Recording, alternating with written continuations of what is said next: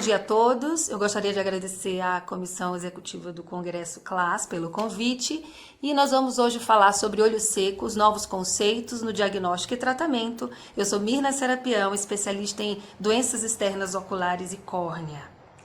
O DIOS foi um workshop, primeiro publicado em 2007, que traz diversos conceitos sobre o olho seco, e mais recentemente, em 2017, foi publicada a segunda edição, trazendo aí 12 subcomitês que passam por todos os aspectos relacionados à doença, desde definição e classificação, epidemiologia, tratamento, diagnóstico, fisiopatologia. Hoje, especificamente, nós vamos falar sobre o diagnóstico e o manejo dos pacientes com olho seco. O DIOS sugere que a gente faça uma rotina diagnóstica para esses casos.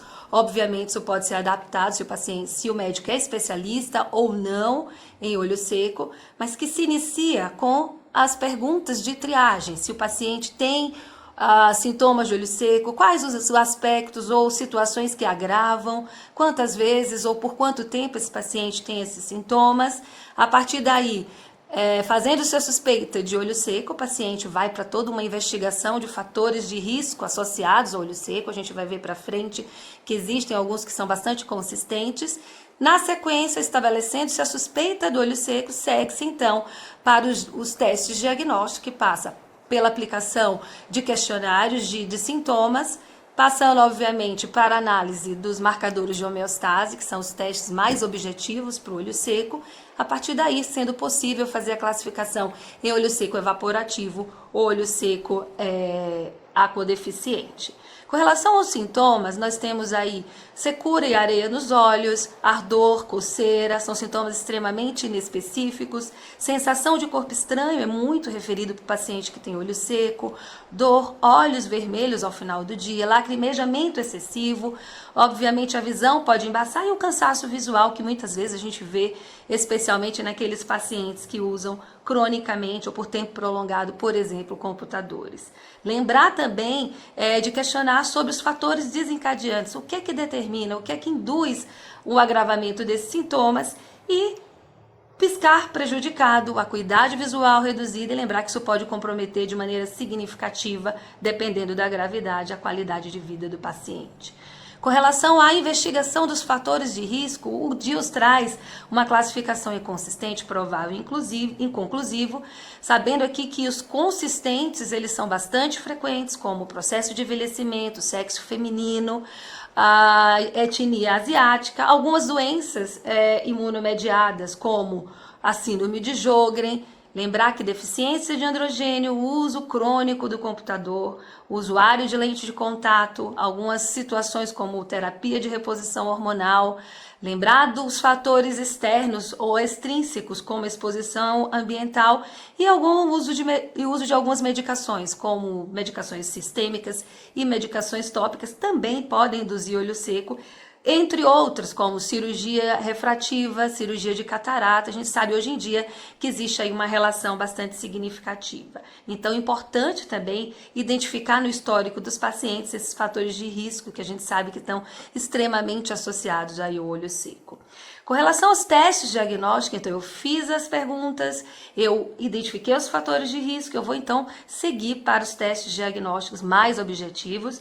A gente tem ainda como triagem a aplicação de alguns questionários de sintomas, na sequência a realização dos testes com marcadores de homeostase.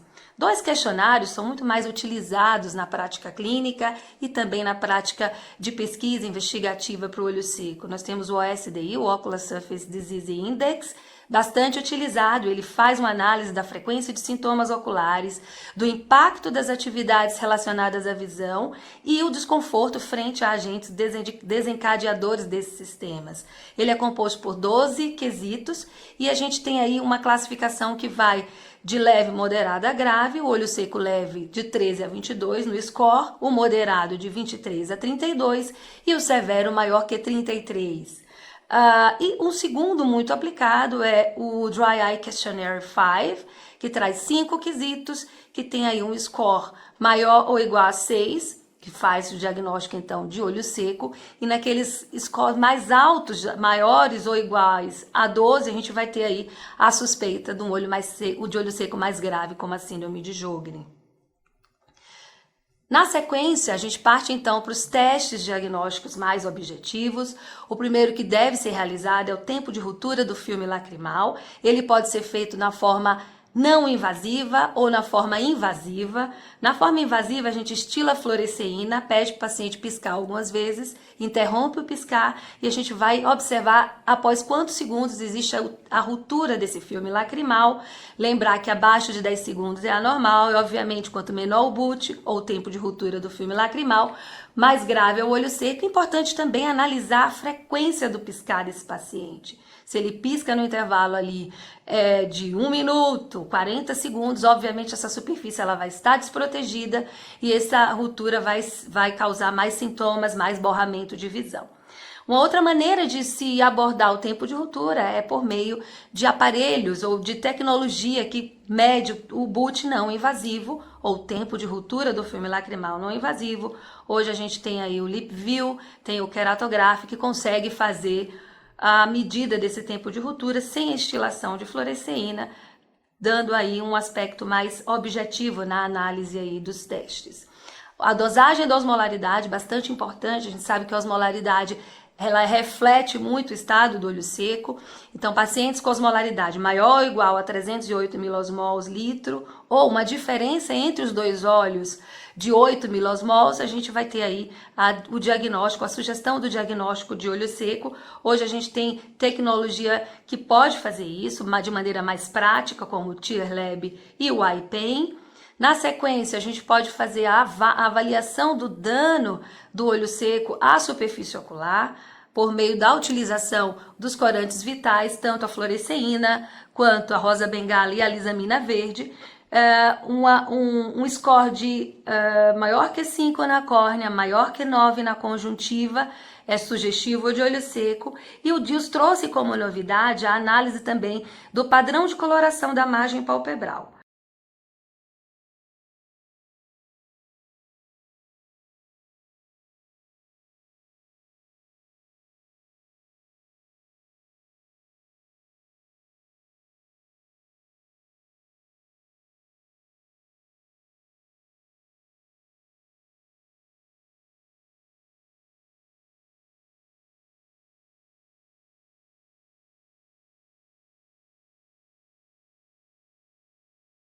Maior ou igual a 2 de comprimento da linha ali, de coloração da linha de Marx, ou de altura de 25% também é sugestivo, e esse é um dado novo que muitas vezes a gente não utilizava aí no diagnóstico do olho seco, mas que o DILS traz como sugestão, e a gente vai ver que em algumas situações, por exemplo, no olho seco, em pacientes usuários de lente de contato, isso pode ser importante no diagnóstico.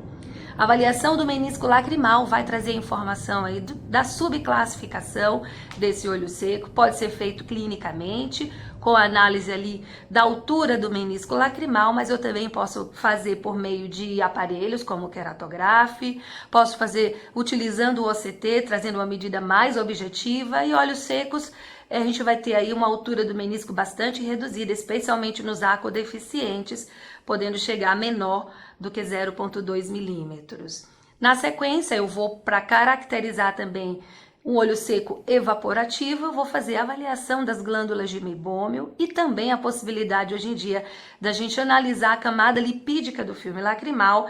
E a gente sabe que as disfunções meibomianas, elas são a principal causa de olho seco evaporativo, então é de extrema importância por conta da alta prevalência fazer a análise das glândulas, não só do aspecto glandular, mas também da sua secreção, e por meio, por exemplo, ou do LipView ou do queratograph, a gente consegue analisar também a camada lipídica do filme lacrimal, que na vigência da disfunção glandular, ela pode estar bastante prejudicada.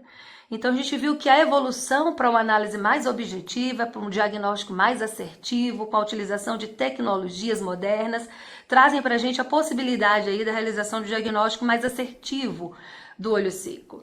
Então, vou destacar 3 aqui tecnologias, como eu já falei, a dosagem da osmolaridade, a análise objetiva aí das glândulas de mibômio, da camada lipídica do filme lacrimal, da altura desse menisco com a utilização de queratografia e também análise do padrão inflamatório, que pode ser utilizado também para caracterizar esses pacientes com olho seco, que é o Inflamadry, com a dosagem e a detecção das metaloproteinases e especificamente a 9, mostrando aí o padrão de inflamação nesses pacientes com olho seco.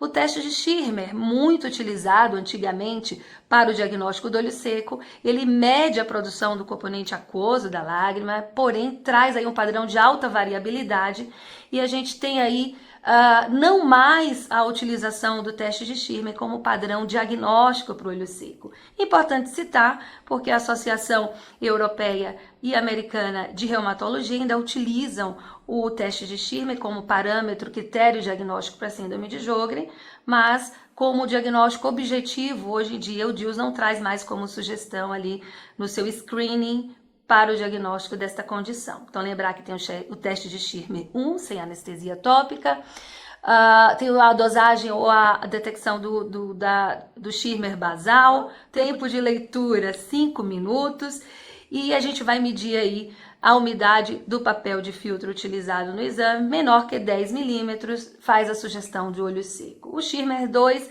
bastante utilizado nos olhos secos mais graves, onde a gente utiliza aí a estimulação nasal e como opção o teste de fenol vermelho. Então, em resumo, a gente faz o diagnóstico de olho seco de maneira obviamente mais objetiva hoje em dia, passando pelas questões de triagem, fazendo análise dos fatores de risco, como a gente já viu, existem aí significativos, partindo agora testes diagnósticos mais objetivos, a aplicação do questionário, mais utilizado o SDI, o Dry Eye Questionnaire 5. Além disso, e muito importante, quando eu tenho o questionário mostrando naquele paciente que eu já fiz a suspeita, pelas questões, pela identificação dos fatores de risco, eu tenho o questionário positivo para olho seco, associado a um ou mais dos testes de marcadores de homeostase do filme lacrimal, como o BUT, a osmolaridade e o padrão de coloração, da superfície eu faço o diagnóstico de olho seco. Daí, avaliando as glândulas e a altura do menisco lacrimal, eu sou capaz então de definir se esse paciente é portador de olho seco aquodeficiente, de olho seco evaporativo, e eu consigo também estadiar esse paciente. Partindo agora para o tratamento, a gente sabe que o tratamento do olho seco ele é desafiador, porque muitas vezes existe aí uma etiologia multifatorial, ele deve passar pela educação, modificações ambientais, dietéticas, substituição de algumas medicações, a utilização de lágrimas artificiais, lembrar que existem intervenções tanto farmacológicas quanto cirúrgicas específicas que podem ser utilizadas, e isso vai depender muito da gravidade do olho seco. E quais seriam então os objetivos primordiais no tratamento do olho seco? Avaliar os sintomas, aliviar esses sintomas de irritação ocular e desconforto, restabelecer a homeostasia do filme lacrimal, minimizando os danos à superfície ocular e, obviamente, melhorar a qualidade de vida desses pacientes.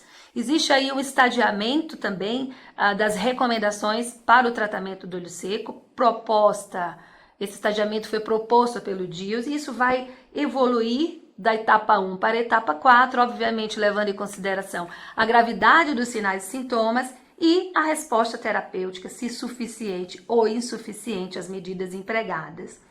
O DILS traz como recomendação de nível 1, orientação dietética e ambiental, eliminar medicações sistêmicas e tópicas, obviamente o uso das lágrimas artificiais e o tratamento palpebral.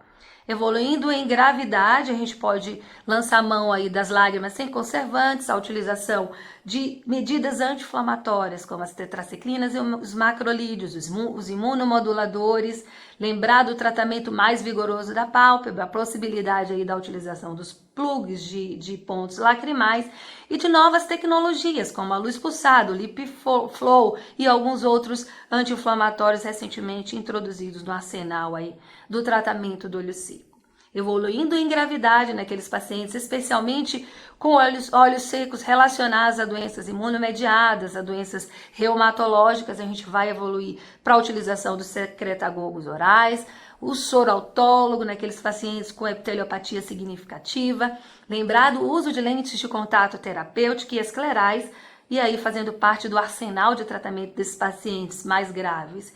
E, obviamente, o nível 4, com a utilização de corticoterapia tópica por tempo prolongado, transplante de membrana amniótica daqueles defeitos neurotróficos persistentes e o tratamento cirúrgico, como a oclusão dos pontos lacrimais e outras cirurgias, como tassorrafia e mesmo o transplante de glândulas salivares menores.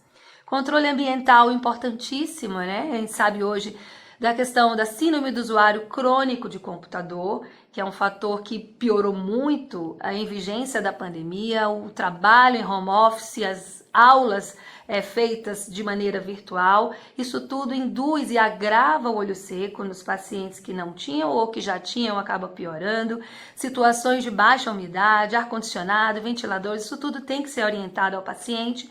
Lembrar da regra de intervalo aí a cada 20 minutos, parar 20 segundos, olhar mais ou menos a 20 metros, para tentar descansar esse olho ali da exposição às telas de computadores.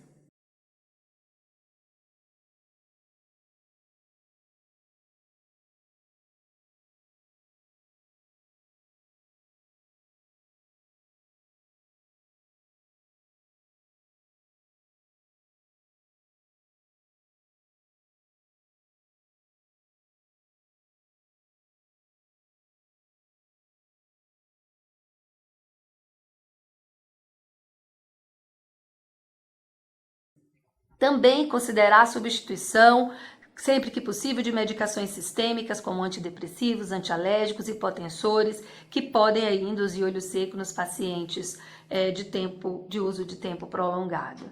A reposição de lágrimas é importantíssima, acho que é o tratamento mais utilizado para o olho seco, obviamente, e as lágrimas artificiais elas podem ter diferentes abordagens para a lubrificação. Desde a neutralização da hipertonicidade com as soluções hipotônicas, adição de substâncias mucomiméticas, melhorando aí o tempo de estabilização dessa lágrima, adição de lipídios, tratando especificamente a camada lipídica, aumento do tempo de retenção com polímeros que tenham uma viscosidade aumentada e também o uso de solutos compatíveis que causam aí que produzem uma melhora do padrão inflamatório causado pelo estresse hiperosmótico aí produzido pelo olho seco. As lágrimas artificiais, a gente tem diversas hoje em dia no mercado nacional e internacional, e tem alguns polímeros que se diferenciam, desde a carboximetilcelulose, ácido hialurônico, associação de ambos, o HPGuar também, utilizado bastante em lágrimas artificiais para o tratamento do olho seco. E, obviamente, a escolha vai depender da intensidade de sintomas. Se eu tenho um sintoma mais grave, se eu tenho um olho seco mais grave, eu vou precisar de uma frequência de uso maior. Dos achados clínicos na questão da gravidade, se o paciente tem um olho seco severo ou grave, eu vou ter que instilar mais vezes. E, obviamente, lembrar também do curso e qualidade de vida. Não é bom para a qualidade de vida que o paciente tenha que instilar, por exemplo, a cada 10 minutos. Então, eu vou escolher um colírio que tenha uma viscosidade maior. Com ou sem conservante, também vai depender da necessidade de uso, se maior ou menor, uma frequência maior ou menor que 5 vezes ao dia, da gravidade, se tem ou não doença corneana mais grave, se esse paciente tem sensibilidade ou alergia aos conservantes, isso tudo vai levar a gente na consideração de escolher uma lágrima com ou sem conservante. Lembrar que dentre os conservantes, nós temos hoje conservantes que têm um perfil de agressão à superfície menor, como o purite, o perborato e o poliquade, e lembrar do BAC como grande vilão aí, causando um dano bastante significativo na superfície ou no epitélio da superfície ocular.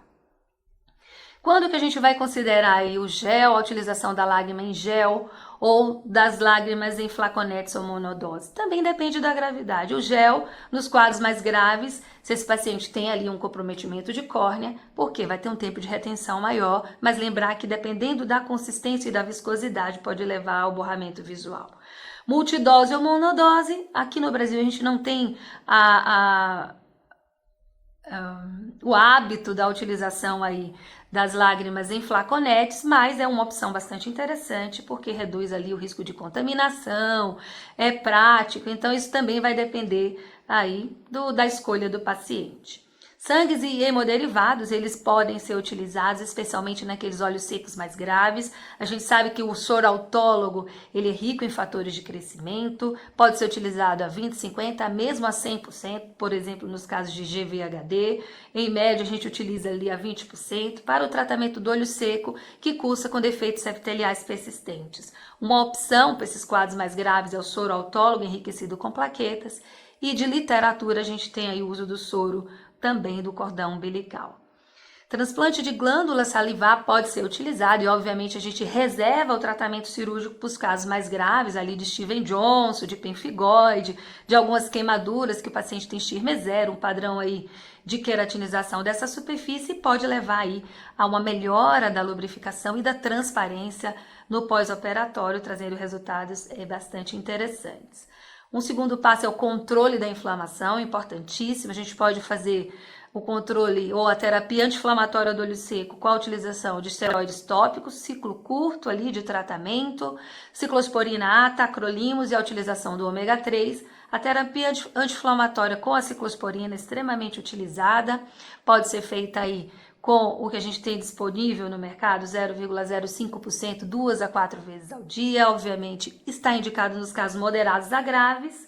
A gente sabe que a ciclosporina, bem como o tacrolimus, inibe de maneira seletiva o linfócito T, que está extremamente relacionado aí no mecanismo relacionado ao olho seco. Diminui a inflamação, aumenta a produção de lágrimas e também aumenta aí a densidade de células caliciformes. O tacrolimus, ele faz um padrão de anti-inflamação mais potente. Ele pode ser utilizado na forma de colírio ou pomada, 0,03, 0,02 e a 0,1% nos quadros mais graves. Lembrar que a formulação específica para uso ocular, ela é manipulada. A gente tem formulações comercialmente disponíveis apenas para pele. O DIUS traz como recomendação a utilização do tacrolimus em situações em que a ciclosporina não trouxe resultado. O Liftgrass a gente não tem no mercado brasileiro, é uma outra droga utilizada aí para tratamento da inflamação no olho seco. Estudos clínicos trazem a melhora de sinais e sintomas.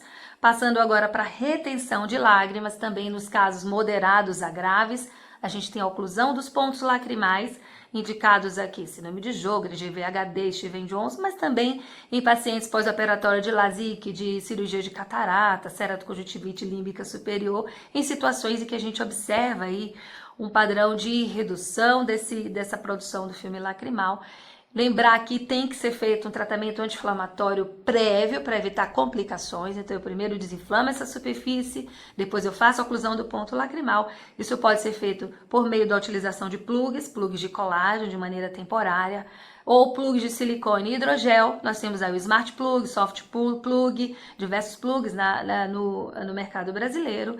Temos que considerar os efeitos colaterais, como epífora, infecção. Isso está muito mais relacionado à infecção naqueles olhos mais graves e que também não foram tratados na questão da anti-inflamação. E, obviamente, nos casos mais críticos, de pacientes que têm um padrão por exemplo, Schirmer 0, a cauterização, que é a oclusão definitiva desses pontos lacrimais.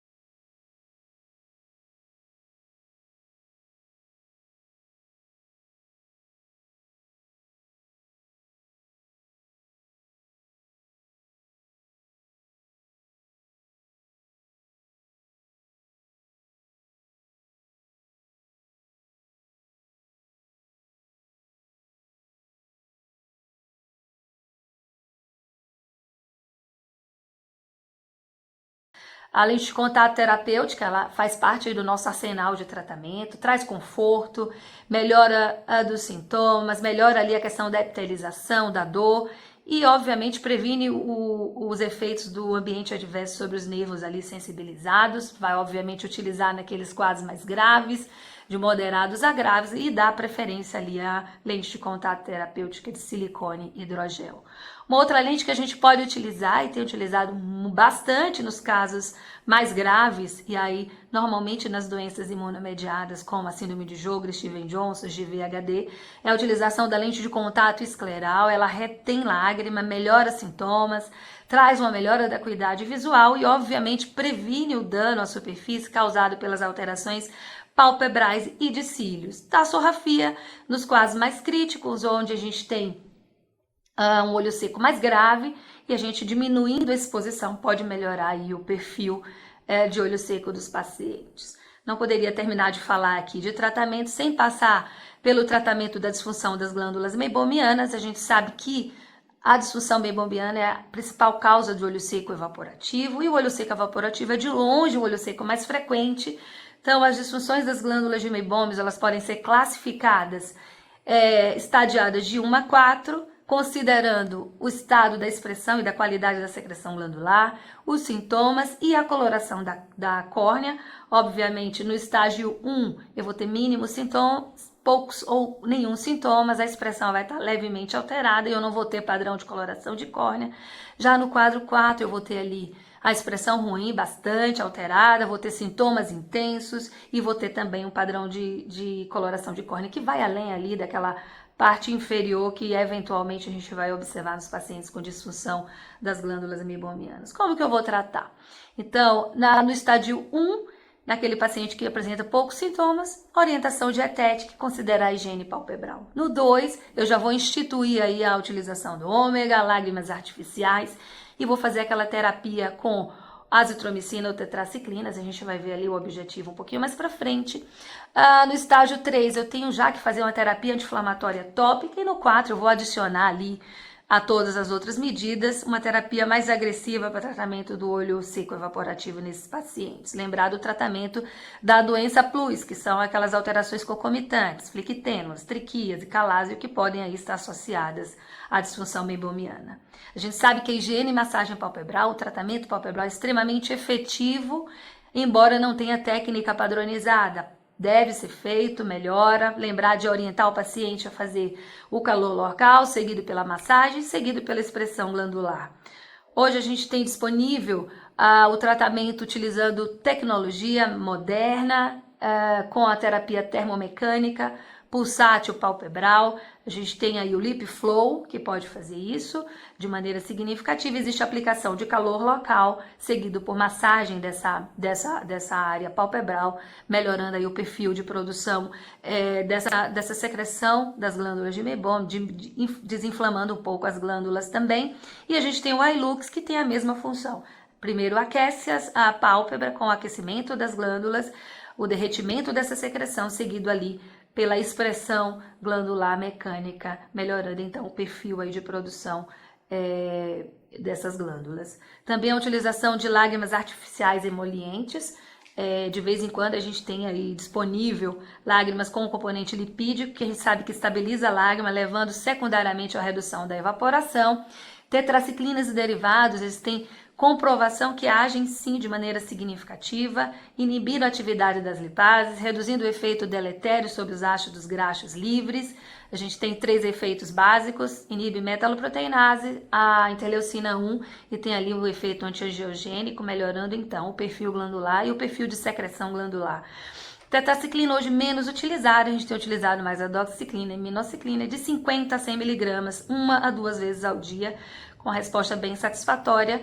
E os macrolídeos, especialmente a azitromicina. No Brasil a gente não tem disponível comercialmente a tópica, mas o que a gente tem feito é o pulso de azitromicina oral, 500 mg uma vez ao dia por 3 dias, com intervalo de 7 dias, repetindo 3 pulsos no primeiro tratamento. A gente sabe que pode estimular, melhorar aí a questão do funcionamento glandular nesses pacientes. Quando o paciente tem uma disfunção glandular com um quadro de córnea, com ceratopatia, dá preferência aos tetraciclinas e derivados. Quando a doença é exclusivamente glandular, o macrolídeo vai muito bem na forma de pulsoterapia. Os ácidos graxos essenciais, a gente sabe aí da questão do ômega, se faz ou se não faz efeito. Existe evidência hoje mais que suficiente mostrando que sim, tem uma diminuição dos mediadores pró-inflamatórios relacionados às prostaglandinas. Lembrar da proporção ômega 6 e 3, tem que ser uma proporção ideal. As fontes são óleos de peixe, crio, linhaça, chia, os nuts em geral trazem aí um componente de ômega bastante satisfatório. O óleo de peixe é o que a gente utiliza mais, ele tem uma fonte de ácidos graxos livres de cadeia longa, o EPA e o DHA. O crio tem uma biodisponibilidade maior. Lembrar que as doses recomendadas são de 2 a 3 gramas dia, numa proporção de EPA-DHA, que aí tem um papel de desinflamação dessas glândulas mais satisfatório, de 2 para 1. Existem trabalhos mostrando resultados bastante interessantes, melhorando aí o padrão do olho seco nos pacientes com disfunção meibomiana e a utilização do ômega. Lembrar da proporção EPA e DHA 2 para 1, né, na escolha aí da reposição, e obviamente tem outros trabalhos na literatura questionando se realmente faz efeito, mas existe muito mais evidência hoje em dia do efeito satisfatório quando a gente leva em consideração inclusive a proporção falada anteriormente. Demodex, questiona-se ainda o papel na patogênese da disfunção meibomiana. Parece haver uma simbiose do Demodex com outros micro-organismos. A gente utiliza como tratamento o óleo de melaleuca, o shampoo de melaleuca, eles são efetivos na erradicação do Demodex em 4 semanas, basicamente. E lembrar da ivermectina oral, 200 microgramas por quilo na forma de dose única. O comprimido de 6 miligramas é bastante efetivo no tratamento. De recente, a gente tem a introdução da luz pulsada. É um pulso de luz infravermelho de comprimento de onda específico, tratado ou utilizado bastante no tratamento das doenças de pele, e tem uma recomendação aí para a utilização nas disfunções meibomianas com olho seco evaporativo, especialmente com resultados maiores nos pacientes com rosácea. Lembrar aí do espectro de cor de pele, onde a gente observa os melhores resultados. Os efeitos que questionam-se em relação à utilização da luz pulsada, a termotrombose das telangiectasia nas glândulas de meibômio, a termoestimulação da secreção glandular. Talvez exista uma estimulação aí da inervação parasimpática, melhorando o perfil glandular, talvez trate Demodex, e parece haver um efeito cumulativo a longo prazo. Esse é um esquema que dos aparelhos mais utilizados, o IRPL, traz. O primeiro tratamento repete após 15 dias, 45, e nos casos mais graves também pode ser repetido com 75 dias. E o tratamento cirúrgico naqueles quadros, então, mais significativos, com a drenagem e utilização desse probe intraductal, e lembrando sempre também das condições associadas, tratar adequadamente. Era isso, muito obrigada pela atenção de todos.